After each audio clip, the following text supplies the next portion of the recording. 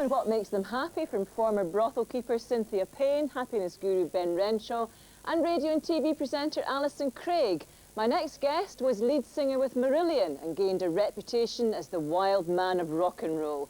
10 years ago, he left the band to swim on his own. Please welcome the wee boy from Dalkeith who turned into a very big fish.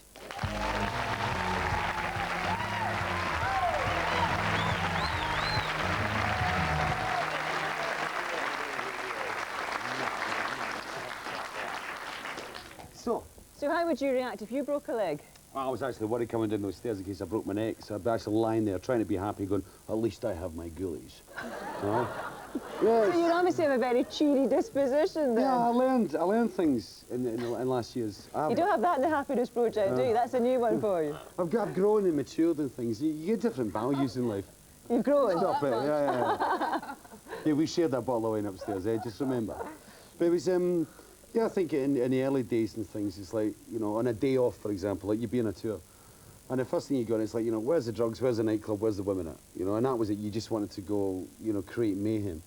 And then so as the years go by, it's like, you know, you want to find a decent restaurant and a decent bottle of wine and stuff. And oh, you're mellowing then? Yeah, kinda. But I still like to have 2 bottles of wine and the brandies at the end of the day off, you know. But I mean, so yeah, but it's just a different vibe. I mean, you know, you recognise different things, different forms of happiness. So what kind of happiness is he talking about in the days when it was drugs, wine and women? Well, obviously quite the hedonistic type, you know. And I think, you know... You're still a hedonist, are you not? No, yeah, well... Surely. I get chained up, but I mean, every now and again you get into and you let them loose. But I mean, you're a lot better behaved. I think the media can be a lot more attentive now, and I think you're always aware of the, you know, that lens that follows you and things. I mean, but then again, you go on different things. That's a sort of sobering influence then, thinking there might be some newspaper... When you're married, yeah, it's a very sober influence. Oh, when you're married. Yeah, I mean, nowadays, I mean, it's funny when I was a kid and things, like, you know, you used to get taught about Sundays, right? And Sundays was like, oh no, I hate Sundays. But when you sort of get a wee bit older, you start to appreciate what Sundays are. You know, like the fact that the phone doesn't ring, the fact that there are no bills going to arrive, you know, through your door on that day. And so you like that tranquility, I like the peace. You know? Do you all appreciate that day of rest, Alison? Yes, absolutely. Absolutely. We're an exciting bunch, really, aren't we? I mean, that's it. Sad as I'm going tonight then, eh? Highlight of the week. Yeah. But I think nowadays, I think, you know, materialism's got a lot to do with it. I think, you know, every time that you switch on a TV now, especially at this time, you know, when you're coming up to Christmas, and you see these happy smiling faces, and they've got BMWs, or they've got, you know, brand new Escorts, or they've got widescreen TVs, and they're always happy smiling faces. And you're kind of brought up to, like, think that, you know, you're only going to be happy if you get these things. Therefore, you get triggered into this work ethic. Billy Connolly comes out with a great line. He said, you know, I've been poor and happy, and I've been rich and happy, and rich is better. Yeah, but it's like being rich. But I mean, you know, when you're struggling to get stuff, and you know, like you get into, I mean, I get tired of these people, like, you know, you get pension plans, like, you know, you're 16-year-old and you go like, have you thought about your pension plan? And I saw these people. Have you not? No, fuck it all. No, pension plans. Let me talk to you about pension plans. I was always told I would never live that long anyway, so there was no point in taking them out. I mean, it's one of those things where people get so obsessed with, like, you know, stacking away money. It's when you're 50 and 55, and you know, and then you can retire and have, you know, have a great life, and you can chill out and relax and stuff. I think that's terrible. You know, it's like, why can't you just have fun now, and like, rather than like just stacking it away all the time? But you don't talk about pension plans in the Happiness Project either, do you? If you're going around saying to people, think about happiness now, I mean, it's like, spend it all. Tomorrow might never come. True, but I also think that, you know, I think actually security is important, and we've seen studies show that, you know, within a culture that there definitely needs to be a certain level of security and affluence in order for people to be able to appreciate don't happiness. You need the security in order to feel happy? The fact that you're therefore making happiness an elitist enjoyment by saying that, you know, there has to be a certain level of affluence, you just said. That's, you know, you're actually discounting a heck of a lot of people in that very phrase that will never, okay, well, no matter what happens. So let me qualify that then, so that you have your needs met. You know, so basically you've got food and you've got some shelter. You know, so basic needs, not necessarily affluent. Well, I qualified it a little more specifically there. But you're saying though that security, having that foundation of security, will make you a bit happier? I mean, are you more secure now that you're married and you've got a Wayne? No. No. I probably, I mean, I think, you know, financially, I mean, it was well documented in the Scottish press at the beginning of the year that, you know, I was on tour for 8 months last year. And lost 36 grand. Oh, and the rest. I mean, it was, yeah, I mean, I got really badly cuffed, but I mean, you find a positivism. I mean, I just kind of, I enjoy life. I mean, the fact that I'm still here, the fact, you know, my daughter's 8-year-old in January and stuff, and I enjoy being around her, and I glean a lot of happiness from her appreciation, and I think, you know, most parents, you know, get into this thing where, you know, when you see your kid finding something else or discovering something, then you kind of work off that, you kind of feed off that. But I mean, I've been in desperate straits. I mean, at the beginning of the year, before I signed this deal to Roadrunner Records, this Dutch company. I mean, there was times even when it was desperate, that I could still find immense happiness in a moment. And I think that's the problem. We keep on looking at this sort of nirvana, like we can achieve happiness, and it's something that it retains. I mean, I think you must have the doom and the gloom to really appreciate the happiness. And there was one thing I kind of got into this sort of like this Taoist philosophy, which was the whole yin and yang thing, that you need the one to appreciate the other. And I think, you know, as long as you can recognise it when it happens, and at the same time recognise that it is fleeting, that it is something that is going to go after a day or an hour or a couple of minutes or whatever, when you can appreciate that and you can allow it to accumulate, then that whole yin and yang thing, I think, is a pretty good philosophy for taking your life, and giving you a healthy approach towards life as well. Do you agree with that, Cynthia? Yeah, well, I think you've got to, as I said before, you've got to have your lows to appreciate your highs. And I'm contented now, so, you know, I think with age, you are contented to a certain extent. Of course, if you've got your health, of course, if you... But I always think nothing lasts for long. Yeah. Happiness or anything, nothing lasts for long. Things are moving all the time. What about that feeling that you would get on stage when you're doing a live performance in front of lots of people? I mean, do you include Euphoria in your happiness project? I mean, is that a sense of, this is a real... Euphoria. No, do you get that? Of course, yeah. But I mean, you know, it's like most people that have ever, anybody that's been at a gig, you know, they sort of go and they come along and they see 2 hours, and they go, wow, isn't that great? But what they don't realise that there's 22 hours that's at the back end of that, some of which is incredibly droll, some of which is incredibly depressing. I mean, you know, I remember getting a call on the last tour. I mean, I was sitting on a tour bus, and, you know, Tara, my daughter, phoned me up in the early hours of the morning. And you know, she phoned up, she said, Dad, I really want you to come home now. I really miss you, and I want you to come home now.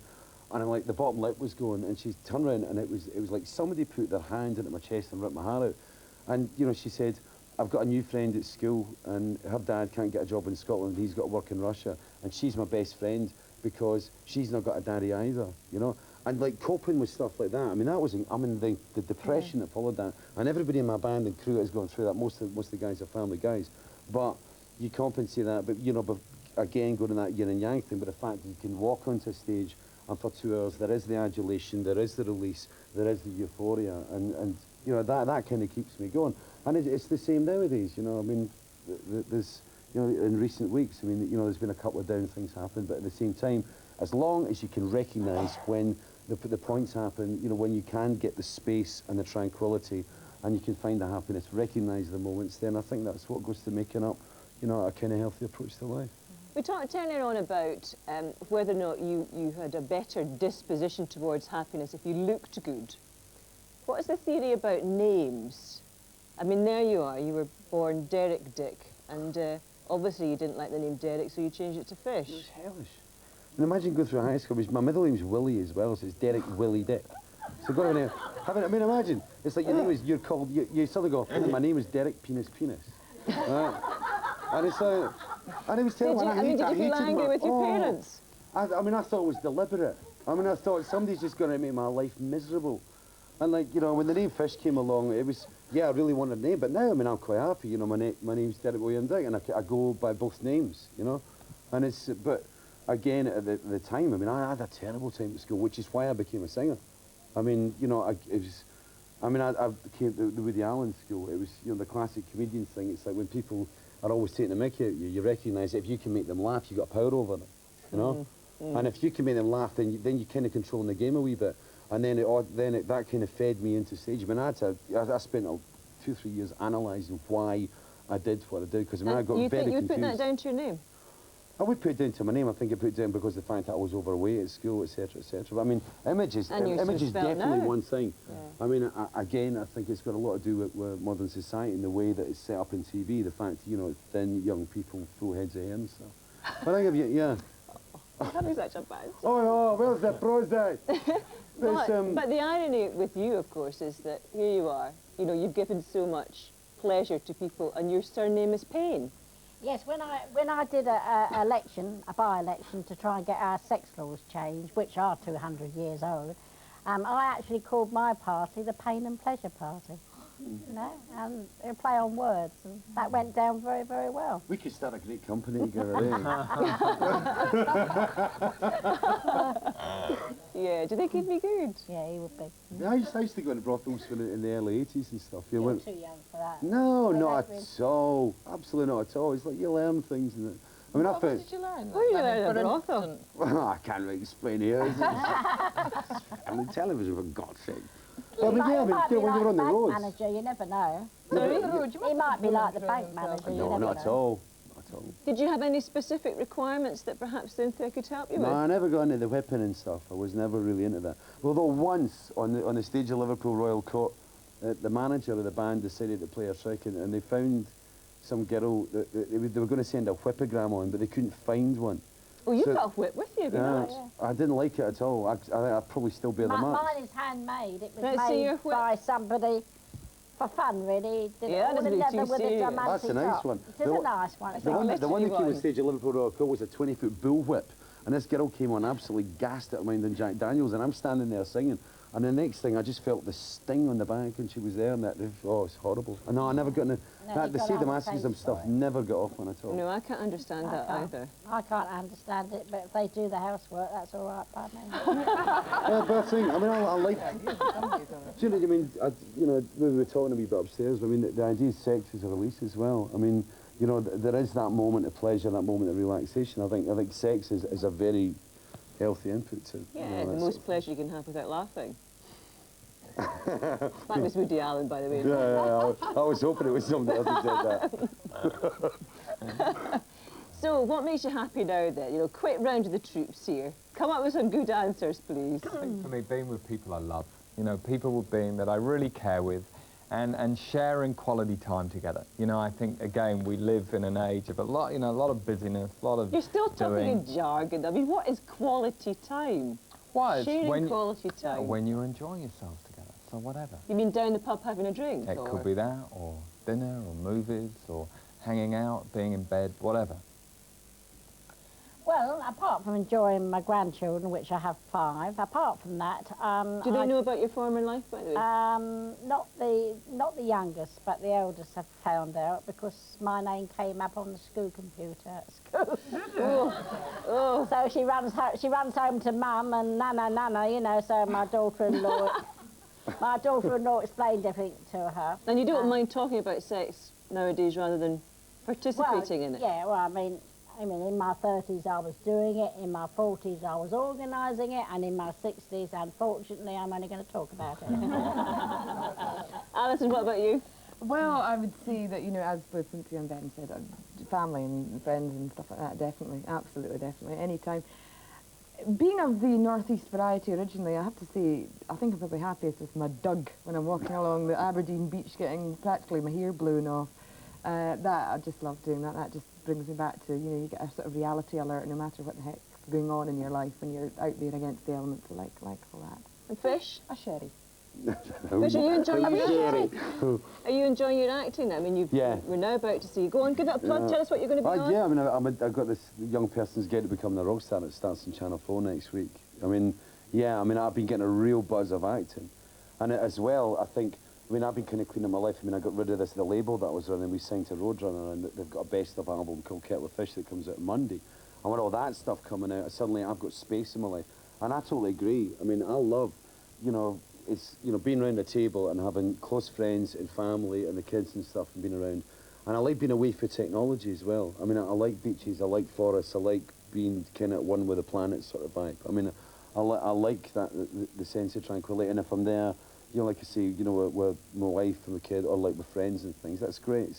When it's So it's when not the bright humanities lights when anymore? No, I mean, you know, it's funny. We were actually down at the launch party of this Channel 4 thing last week. My wife and I went down and we were in a club, and we were in for 10 minutes, and we both sort of looked at each other and said, "We've got to get out of here." I just, you know, it's like, why am I there? There was nothing I was going to gain from being there. I didn't enjoy it, and you know, we enjoyed basically, you know, walking back through Piccadilly rather than actually being in a nightclub and hearing the. You know, I think boom, boom, happiness is boom. the simple things in life. It is. Is it? It really is. Next week, we put fame in the spotlight with stand-up superstar Rob Newman, It Girl Tara Palmer-Tomkinson, and airport fame wannabe Jeremy Spake. Till then, thank you very much indeed to my guests Fish, Alison Craig, Cynthia Payne and Ben Renshaw. Till next week, keep smiling. Good night.